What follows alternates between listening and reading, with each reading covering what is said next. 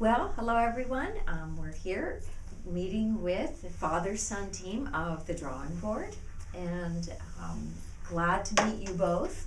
And this at BizPeake Journal, this is the issue that we focus on family businesses, and wanted to take the opportunity to learn a little bit more about the company, your backgrounds, and most importantly, your interaction together. You know, finding that work-life balance. And the division between work hours and family hours and things like that. So why don't we start, if you don't mind, just kind of starting a little bit about the company, how it started, and your background. Sure. I'm David Miles, AIA, and I went to University of Maryland and got my degree in architecture, and I worked for some other firms in Annapolis, and then back around 1981, I went on my own. And kind of haven't looked back.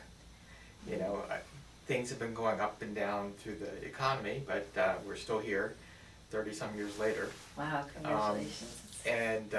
It's great because Peter used to come in this office when he was little, because we were homeschooled, our kids. And so he and his brothers took turns coming into the office once a week. So he's been here kind of for a couple of decades almost. So we took him out to projects, and so like he decided that he's going to be an architect, and he's joined me, and it's kind of exciting.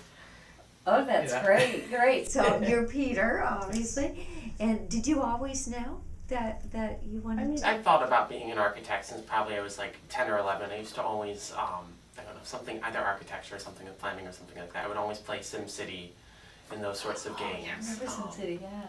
You know, and it was SimCity 3000 Unlimited. You could go around and make your own buildings and put them in the city. It was always kind of fun to do that stuff and spend hours in those games. So yeah. You knew, and where did you go? I went to Catholic in D.C. for undergrad and graduate school. Okay, wonderful. Did you, in building your company, did you always think that possibly one of your sons or Peter would be joining you? I mean, was that part of your vision for your company or your plan, or?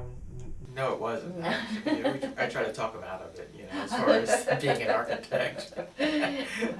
But it's kind of a great field, I mean, as far as being able to, in a sense, be in charge of your own destiny. Mm-hmm. You have a talent to help people with their buildings, with their projects, with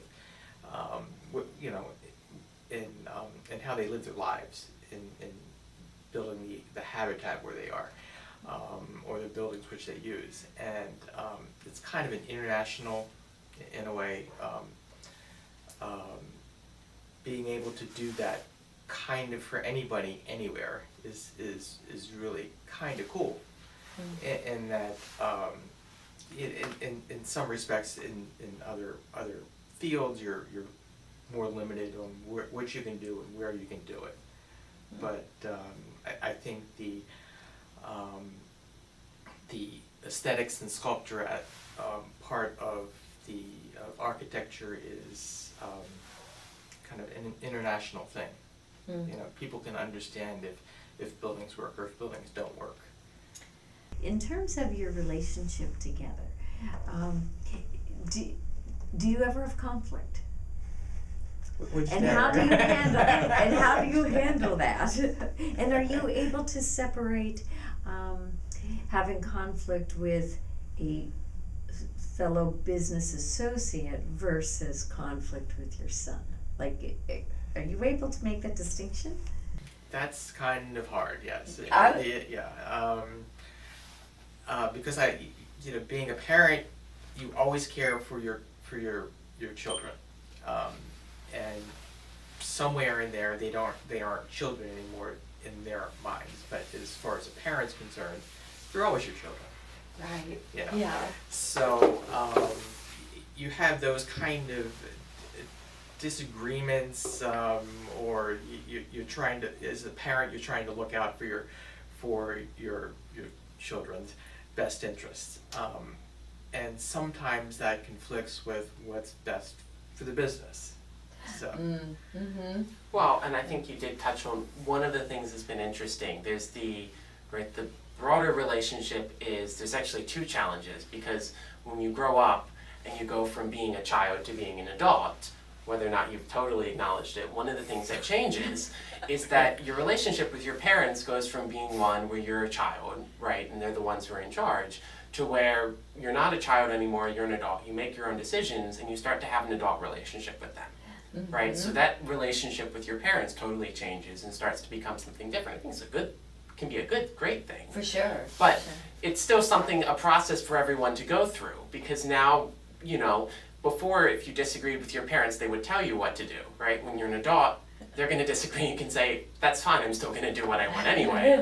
And everyone has to learn how to live with it.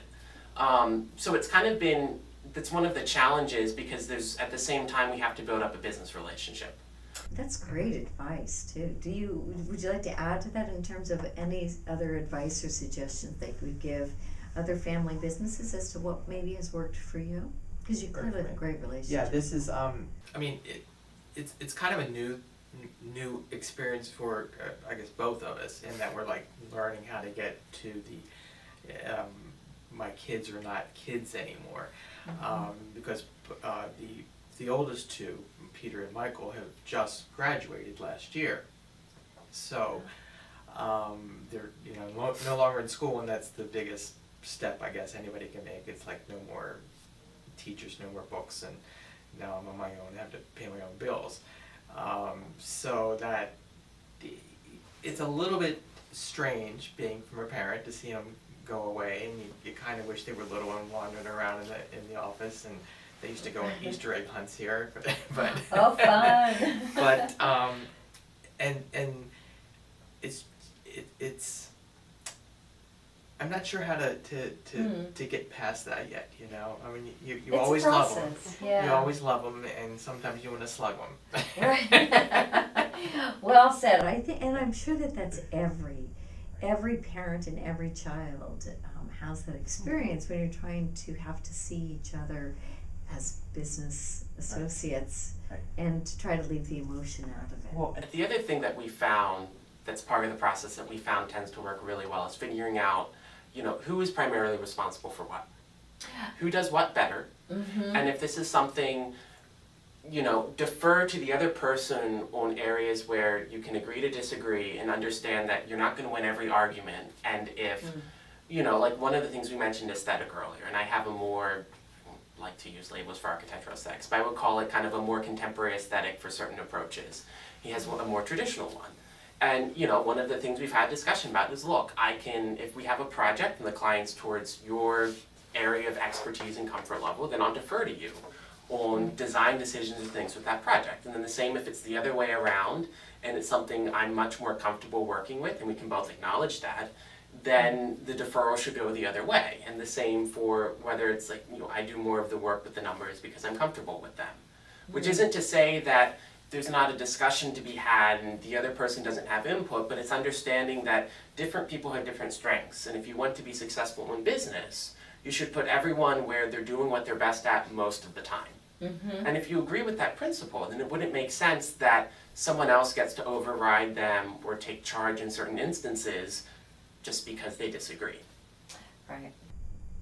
Very well articulated. I've read a lot about this, and you both really seem to represent kind of exactly what the reality. I guess that's it. Yeah, like what's the vision for the company? Where do you see the vision for the company. Me to teach Peter the ropes that I know, and eventually he was going to take it over. I mean, that's kind of the vision. That's exciting. Yeah, it's exciting and scary, but I do like what I do. Yeah. So I don't think that, I keep telling him that I don't think I want to stop. Like a friend of mine is Rhodey, who works at his house in Sherwood Forest, and he's in his 80s, and he just, that's what he likes to do. As far as hobbies, doing architecture is kind of a great hobby if you didn't have to work through the business part of it. Right, so he still does that to keep himself active and Well, it's busy. good that you bring that up, because it's like one of the things. Is, I love the business part of it. I think it's one of the most fun parts. I think it's where you can really challenge yourself, because the thing that's so interesting about business is that you can never, I get really bored if I keep doing the same thing. It's really bad.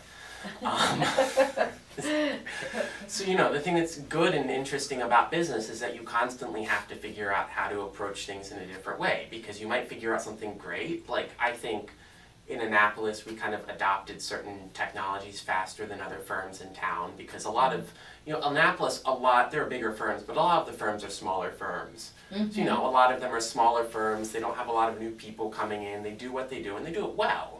But I think it kind of let us get ahead a little bit with technology and certain things, or at least be among the first who were kind of moving forward with that. But, you know, by now everyone's caught up, so what's the next thing we have to do? Compliment. I guess one last thing in closing, do you have any advice for any of our readers or business owners in terms of just over the years, in hindsight and wisdom, if there's anything that you could share that you've learned most about building your business?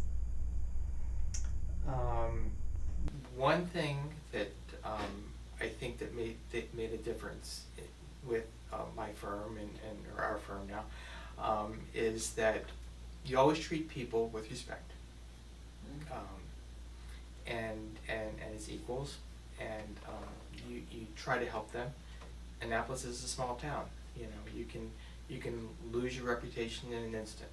Mm-hmm. And, Well, the word sustainability just keeps coming to mind when you're talking about that. I think that type of mindset or those types of behaviors kind of add to the sustainability of a company, to kind of ride through the ups and the downs, because people will work with you because of who you are. mm-hmm.